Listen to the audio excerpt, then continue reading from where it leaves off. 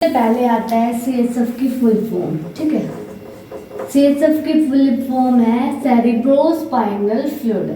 Cerebro का meaning होता है सेरिब्रल मतलब ब्रेन। ठीक है, और स्पाइनल का मतलब है स्पाइनल कॉर्ड। तो ये ब्रेन और स्पाइनल जो कॉर्ड है उसका फ्लूइड है। ठीक है, तो कहाँ पाया जाएगा? हमारे सेंट्रल नर्वस सिस्टम में पाया जाता है। वो सेंट्रल नर्वस सिस्टम में क्या आता है? Brain and spinal cord. तो उनमें कोई भी डिसऑर्डर है उनको देखने के लिए हम सीएसएफ फ्लूइड की जांच करते हैं। ठीक है, अब उनमें क्या देखने के लिए कि भाई कोई मतलब कोई इन्फेक्शन तो नहीं हो रहा है या स्पाइनल कॉर्ड ट्यूमर तो नहीं है, मतलब बहुत सारी बीमारी या फिर ट्यूबरक्लोसिस तो नहीं है। तो बहुत सारी बीमारियों को देखने के लिए हम सीएसएफ का एग्जामिनेशन करते हैं। ठीक है, तो सीएसएफ को इन्वेस्टिगेशंस मतलब सीएसएफ की जांच हम कब करते हैं? जब हमारे सेंट्रल नर्वस सिस्टम में कोई क्लिनिकल डिसऑर्डर है उसकी जांच करनी है तो हम सीएसएफ का सैंपल लेते हैं। अब सीएसएफ की कंपोजिशन की बात करें कि सीएसएफ में पाया क्या क्या जाता है, तो सीएसएफ जो है वो उसकी नॉर्मली वॉल्यूम मतलब नॉर्मली वॉल्यूम कितनी होती है उसकी 100 to 150 ml। ठीक है, 100 to 150 ml होती है। और रेट ऑफ प्रोडक्शंस मतलब डेली पर डे कितना प्रोडक्शंस होता है सीएसएफ का हमारी बॉडी में 430 ml के अराउंड। ठीक है, मतलब कई बुकों में 500 ml के अराउंड भी दे रखा है। तो मतलब 400 और 500 के बीच में पर डे जो सीएसएफ है उसका प्रोडक्शंस होता है, बनता है ये। ठीक है, अब है जो सीएसएफ फ्लूइड है वो सिमिलर होता है हमारे प्लाज्मा की तरह। ठीक है, जो हमारा प्लाज्मा है, प्लाज्मा जब हम ब्लड का सैंपल लेते हैं कोई भी एंटीकोगुलेंस ट्यूब में तो जो ऊपर का फ्लूइड आता है वो होता है प्लाज्मा। तो प्लाज्मा में जो कंपोजिशंस होती है वो सेम होती है सीएसएफ की कंपोजिशन की जैसे, मतलब सिमिलर होती है। पर कुछ चीजें में या तो कुछ चीजें ज्यादा मिलेगी या फिर कुछ चीजें कम मिलेगी। तो जो सीएसएफ है उसमें ज्यादा चीजें क्या मिलती है? सोडियम हो गया, क्लोराइड, मैग्नीशियम, ये जो चीजें हैं वो सीएसएफ में ज्यादा मिलेगी एज कंपेयर टू प्लाज्मा। ठीक है, अब लोअर क्या मिलेगा? मतलब जो किस में प्लाज्मा में ज्यादा हो और सीएसएफ में कम हो नॉर्मली। ठीक है, तो glucose, potassium, calcium, cholesterol, uric acid and iron, ये जो चीजें हैं वो क्या होती है हमारे जो सीएसएफ है उसमें कम मिलती है एज कंपेयर टू प्लाज्मा के। ठीक है, अब है कि ये मतलब मेन उसमें जब कंपटीशन लेवल के क्वेश्चंस आते हैं एमसीक्यू तो उनमें पूछा जा सकता है कि कौन सी चीजें हैं जो हमारे सीएसएफ में कम प्रोड्यूस होती है मतलब कम होती है एज कंपेयर टू प्लाज्मा के, और क्या चीजें जो है वो प्लाज्मा से सीएसएफ में ज्यादा होती है। ठीक है, अब है नॉर्मली जो हमारा सीएसएफ है उसमें टोटल प्रोटीन कितना पाया जाता है?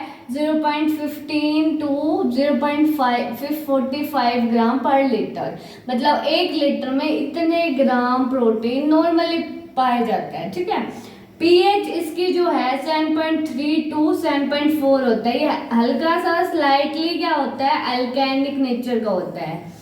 कैसा नेचर का होता है? अल्काइनिक नेचर का होता है। ठीक है, और नॉर्मली सेल क्या पाया जाता है? नॉर्मली सीएसएफ में ना आरबीसी पाई जाती है और डब्ल्यूबीसी का भी कौन सा टाइप? 0 to 5 सेल्स मिल सकते हैं पर क्यूबिक एमएम में लिम्फोसाइट के, मतलब लिम्फोसाइट नॉर्मली पाया जाता है 0 to 5 सेल्स। पर जो अदर सेल्स है डब्ल्यूबीसी के अदर सेल्स है अगर उनकी वैल्यू इंक्रीज हो रही है तो बहुत सारी कंडीशंस में इंक्रीज होती है, वो हम आगे पढ़ेंगे। ठीक है, अब है फंक्शन की बात। फंक्शन मतलब सीएसएफ का हमारे शरीर में क्या रोल है? तो जो सीएसएफ है वो पाया कहाँ जाता है? तो रोल भी वही होगा। तो पाया कहाँ जाता है हमारे मतलब कहाँ सर्कुलेट होता है? ब्रेन और स्पाइनल कॉर्ड में। ब्रेन में जो कोरेड प्लेक्सस है वो प्रोड्यूस करवाता है। ये कहाँ होता है? ब्रेन के 3rd और 4th वर्टेब्रा में होता है, 3rd और 4th वर्टेब्रा में। ठीक है, जो सीएसएफ है, अब सीएसएफ का हम फंक्शन पढ़ रहे हैं। तो सीएसएफ क्या करता है? इट एक्ट एज ये एज शॉक एब्जॉर्बर की तरह बिहेव करता है। ठीक है, शॉक एब्जॉर्बर्स मतलब शॉक से कौन बचाता है? शॉक एब्जॉर्बर, ब्रेन और स्पाइनल कॉर्ड के शॉक एब्जॉर्बर, मतलब किसी की एक्सीडेंट हुआ तो अगर उसके ब्रेन पे चोट लगेगी तो पहले सीएसएफ उससे हैंडल करेगा, ठीक है। मतलब सीएसएफ देखो, ब्रेन के चारों तरफ सीएसएफ का फ्लूइड जो है वो होता है, सर्कुलेट करता रहता है, ठीक है, बहता रहता है। तो अब अगर कोई चोट लगी तो ब्रेन को सुरक्षित रखता है सीएसएफ फ्लूइड। तो सीएसएफ जो है वो क्या करेगा, शॉक एब्जॉर्ब करता है। दूसरा, ये प्रोवाइड करता है न्यूट्रिशंस प्रोवाइड करता है to brain and spinal cord. Brain और स्पाइनल कॉर्ड को न्यूट्रिशंस प्रोवाइड करने का काम करता है, ठीक है। थर्ड है कि इट रिमूव करता है, रिमूव मतलब हटाना, जो वेस्ट प्रोडक्ट है, waste product of brain and spinal cord. Brain और स्पाइनल कॉर्ड में कोई भी वेस्ट प्रोडक्ट है तो उनको रिमूव करने का काम भी सीएसएफ का होता है, ठीक है। फोर्थ पॉइंट है, it keeps moisture to brain and spinal cord. जो ब्रेन और स्पाइनल कॉर्ड है उसको नमी भी प्रदान करता है ये, ठीक है। उसके बाद ये एक क्वेश्चन की तरह एक्ट करता है, तो it act as fluid questions to protect brain and spinal cord, ठीक है। अब इतना शायद आई होप इतना समझ में आ गया होगा। मैं इसको रब करके आपको आगे समझा। हमने पढ़ा था कि जो सीएसएफ है उसका इंट्रोडक्शन, कंपोजिशंस पढ़ी थी। अब हम पढ़ेंगे कि सीएसएफ की क्लिनिकल सिग्निफिकेंस और उसका कलेक्शन, ठीक है। तो जो सीएसएफ है उसको कलेक्शन कहाँ से करते हैं, तो जो हमारा लंबर पंचर है, स्पाइनल वर्टेब्रा में जो लंबर पंचर्स है उसमें जो थर्ड एंड फोर्थ वर्टेब्रा है, third and fourth lumbar vertebra है, वर्टेब्रा जो है वहां से हमें स्पाइनल नीडल से, ठीक है, नॉर्मल नीडल नहीं लेनी, उसकी नीडल अलग से आते हैं, लॉन्ग नीडल आती है जिसमें स्टेनलाइट होता है। तो एक स्पाइनल नीडल की मदद से हमें थर्ड फोर्थ वर्टेब्रा में इंसर्ट करेंगे और ये जो सीएसएफ का कलेक्शंस है वो एक्सपीरियंस पर्सन करेगा, ठीक है। तो एक्सपीरियंस पर्सन करेगा और थर्ड और फोर्थ वर्टेब्रा से वो सैंपल लेगा, निडल को इंसर्ट करेगा, फिर जब सैंपल आने लग जाए तो वो ट्यूब में कलेक्ट कर देगा, ठीक है। तो अब जो कलेक्शंस है वो 3 वाइल में लेते हैं, मतलब 3 ट्यूब में सैंपल लेंगे, ठीक है। नॉर्मली हम कलेक्ट करेंगे 5 ml से कम ही सीएसएफ को कलेक्ट करना है, ठीक है। अब है कि 3 ट्यूब में सैंपल लेंगे, 3 ट्यूब में सीएसएफ का सैंपल डालेंगे, ठीक है, 3 कंटेनर में। पहला माइक्रोस्कोपी एग्जामिनेशन करेंगे। माइक्रोस्कोपी एग्जामिनेशन में जो माइक्रोस्कोप में देखेंगे, ठीक है, माइक्रोस्कोप में कौन सा सेल क्या दिखाई दे रहा है वो चीज़ें देखेंगे और डीएलसी काउंट करेंगे, डिफरेंशिएट ल्यूकोसाइट काउंट करेंगे, ठीक है, उनके अलग अलग टाइप। कोई चीज़ बढ़ रही है उनमें से, जैसे न्यूट्रोफिल बढ़ रहा है तो वो किस कंडीशन में बढ़ता है वो हम पढ़ेंगे, ठीक है। तो ये सारी चीज़ें माइक्रोस्कोपी एग्जामिनेशन में हम देखते हैं सेल्स को। केमिकल एग्जामिनेशंस में हम टेस्टिंग करते हैं, कौन कौन से, ग्लूकोज की मात्रा देखते हैं सीएसएफ में कितनी है, प्रोटीन की मात्रा देखते हैं, क्लोराइड की मात्रा देखते हैं। ये जो 3 टेस्ट है वो मेजर है, ठीक है, एंजाइम भी देख सकते हैं। तो ये सारी चीजें केमिकल एग्जामिनेशंस में देखते हैं सीएसएफ में। अब है माइक्रोबायोलॉजिकल एग्जामिनेशन। माइक्रोबायोलॉजी में जो माइक्रोबायोलॉजी की लैब है वहाँ पे हमें सैंपल कलेक्ट करके सीएसएफ का एक माइक्रोबायोलॉजिकल एग्जामिनेशन करेंगे। उसमें हम देखेंगे बैक्टीरिया, ठीक है, ट्यूबरक्लोसिस, ट्यूबुलर्स, ठीक है, और फंगस। मतलब कौन से बैक्टीरिया, फंगस क्या ग्रो कर रहा है, मतलब कौन से माइक्रोब्स ऑर्गेनिज्म है जो ग्रो कर रहे हैं। तो माइक्रोबायोलॉजिकल एग्जामिनेशंस में हम माइक्रोब्स की स्टडी करेंगे और इन तीनों में, तीनों बता दिया है, तीनों की इन तीनों ट्यूब में जो सैंपल लेंगे तो उन सबका क्या काम है। अब हम पढ़ते हैं। देखो, एक होता है मैनेजेस होता है, जो ब्रेन, जैसे ये मान लो ब्रेन है, ठीक है, और नीचे स्पाइनल कॉर्ड अटैच है। तो जो ब्रेन के, एक ब्रेन में, मतलब ब्रेन की चारों तरफ एक लेयर्स होते हैं जिसे हम मैनेजेस बोलते हैं, ठीक है, मैनेजेस। ब्रेन और स्पाइनल कॉर्ड दोनों की चारों तरफ एक लेयर होती है जिसे मैनेजेस बोलते हैं। जो मैनेजेस लेयर है उसमें 3 पार्ट्स होते हैं, ठीक है, पिया मैटर और एरेक्नोइड मैटर, ठीक है, और डूरा मैटर। तो जो मैनेजेस लेयर है, अगर उसमें कोई इन्फेक्शन हो गया है तो उसे मेनिंजाइटिस बोलते हैं। क्या बोलते हैं? मेनिंजाइटिस, ठीक है, मेनिंजाइटिस। अब हम देखो, जो ब्रेन है उसके चारों तरफ एक लेयर होती है जिसे मेनिंजेस बोलते हैं, और अगर उसमें कोई इन्फ्लामेशन हो रहा है तो उसे मेनिंजिट बोलते हैं, मेनिंजेस, ठीक है, ITS आएगा, ठीक है। अब है आगे कि अब जो मेनिंजेस है, ब्रेन की चारों तरफ लेयर है, ठीक है। अब जो मेनिंजेस है वो, अगर उसमें इन्फ्लामेशन हुआ है, उसमें कोई इन्फेक्शन हुआ है, तो वो किसके कारण हो सकता है? या तो कोई वायरस के कारण हो सकता है, या कोई वो बैक्टीरिया के कारण हो सकता है, या फिर वो फंगस के कारण हो सकता है, ठीक है, ठीक है, या फिर मेनिंजाइटिस में टीबी हो गई है। तो उन सबको देखने के लिए हम ये टेस्ट करते हैं। और सारी चीज़ें, बहुत सारी चीज़ें हैं, जैसे स्पाइनल कॉर्ड में ट्यूमर है उसको देखने के लिए, या फिर कोई कैंसर है, मेटास्टेटिक कैंसर्स है, तो उसमें जो माइक्रोस्कोप में एग्जामिनेशन करेंगे तो उसमें वो मैलिग्नेंट सेल दिखाई देंगे, ठीक है। अब हम पढ़ेंगे, जो माइक्रोस्कोपी की एग्जामिनेशन करते हैं तो अगर न्यूट्रोफिल बढ़े हुए मिलते हैं, नॉर्मली CSF में 0 से 5 सेल्स पर माइक्रोलीटर पे क्या मिलते हैं? हमारा लिम्फोसाइट मिलते हैं, ठीक है। पर अगर न्यूट्रोफिल मिल रहा है वो भी ज़्यादा अमाउंट में, तो वो किस केस में होगा? बैक्टीरियल मेनिंजाइटिस के केस में, बैक्टीरियल मेनिंजाइटिस के केस में। मेनिंजाइटिस वर्ड आ रहा है तो उसका मीनिंग क्या है? मेनिंजेस के लेयर में इन्फेक्शंस है, और वो इन्फेक्शंस अगर बैक्टीरिया के कारण हो रहा है तो फिर वो उसमें न्यूट्रोफिल बढ़ा हुआ मिलेगा, ठीक है, तो उसे बैक्टीरियल मेनिंजाइटिस बोलेंगे। लिम्फोसाइट अगर बढ़ा हुआ मिल रहा है तो वायरल मेनिंजाइटिस बोलेंगे उसे।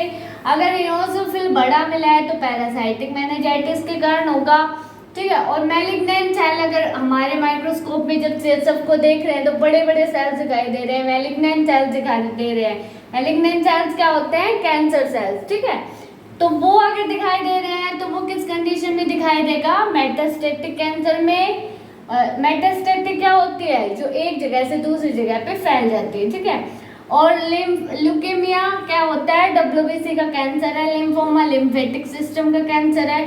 और ये अगर हमारे स्पाइनल कॉर्ड तक पहुंच गए हैं तो इनके अगर मैलिग्नेंट सेल आ रहे हैं हमारे CSF फ्लूइड में, तो फिर ये तीनों कैंसर हो सकते हैं, ठीक है। अब है कि, और बताओ, अगर न्यूट्रोफिल बढ़ा हुआ आ रहा है, मतलब न्यूट्रोफिल बहुत ज़्यादा है, तो ब्रेन एब्सिस में, ब्रेन एब्सिस क्या होता है? एब्सिस होता है जिसमें पस भरी हो, ठीक है, एक ऐसा पॉकेट जिसमें पस भरी हो, ठीक है। तो ब्रेन स्वेल भी हो जाता है, उसमें सूज जाता है, तो ब्रेन एब्सिस में भी न्यूट्रोफिल बढ़े हुए मिलेंगे। और ट्यूबरक्लोसिस अगर किसी को है, मेनिंजाइटिस के लेयर में टीबी हो गई है, तो भी लिम्फोसाइट बढ़े हुए मिलेंगे। और जो इओसिनोफिल है वो फंगल मेनिंजाइटिस में भी बढ़े हुए मिल सकते हैं, ठीक है। अभी तक हमने पढ़ा है कि माइक्रोस्कोपिकल जब एग्जामिनेशंस करेंगे तो न्यूट्रोफिल बढ़ा हुआ मिलेगा, तो वो किस कंडीशन में मिलेगा? बैक्टीरियल मेनिंजाइटिस के केस में और ब्रेन एब्सिस के केस में। ब्रेन एब्सिस क्या होता है? जिसमें ब्रेन में पस भरी हुई हो जाती है, ठीक है। और उसके बाद पस तो पता ही होगा मवाद, ठीक है।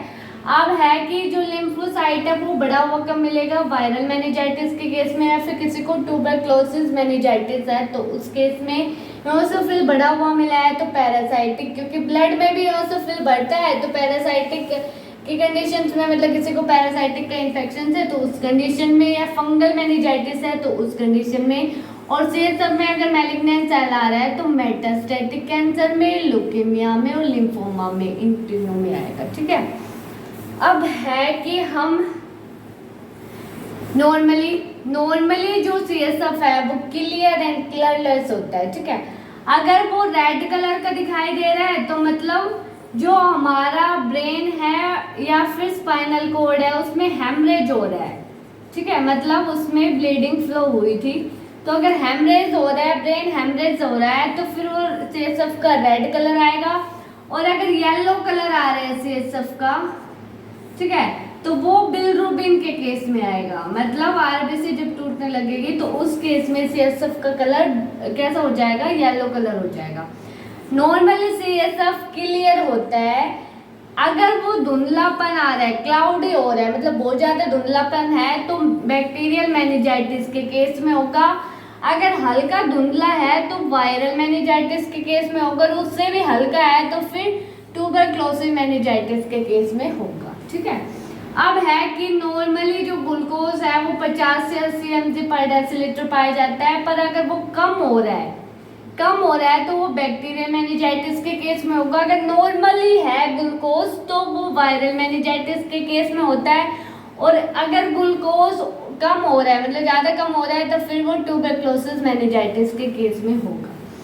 और अगर माइक्रोस्कोपिकल देखें तो जो सेल है वो नॉर्मली 0 to 5 लिम्फोसाइट मिलते हैं हमारे पर क्यूबिक mm में, पर अगर बैक्टीरियल मेनिंजाइटिस है तो उसमें 10 से 10,000 न्यूट्रोफिल मिल सकते हैं उसके। ठीक है, और वायरल मेनिंजाइटिस है तो उसमें लिम्फोसाइट के काउंट बढ़ जाएंगे, कितने, 10 to 1000 हो जाएंगे, और उससे भी ज़्यादा 100 to 1000 लिम्फोसाइट बढ़ रहे हैं तो फिर वो ट्यूबरक्लोसिस मेनिंजाइटिस में बढ़ते हैं।